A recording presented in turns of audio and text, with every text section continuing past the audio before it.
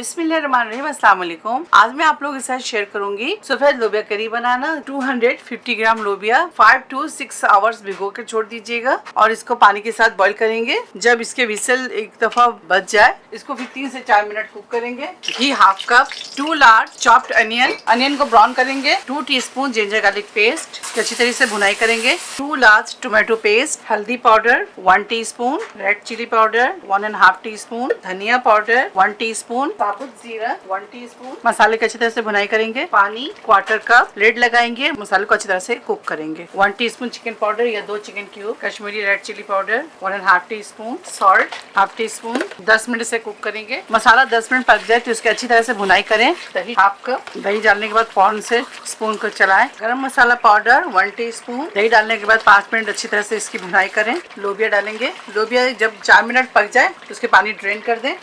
उसके बाद लोबिया शामिल करें इसके अंदर। दाल गल गई है। हरी मिर्च, हरा धनिया ऊपर से डाल दें और इसे 10 मिनट लो फ्लेम पे दम पे छोड़ेंगे। 4 मिनट जब कुक करेंगे एक विसल के बाद तो 85% इसे गलाइएगा, 80 to 85%। और इसके अंदर हाफ कप फ्रेश क्रीम शामिल कर दें। इसको अच्छी तरह से मिक्स कर लें। यहाँ से मेरी वीडियो स्किप हो गई है और फ्लेम ऑफ करेंगे। इसे डिश आउट करेंगे। लोबिया करी तैयार है। अल्लाह हाफिज, अस्सलाम वालेकुम।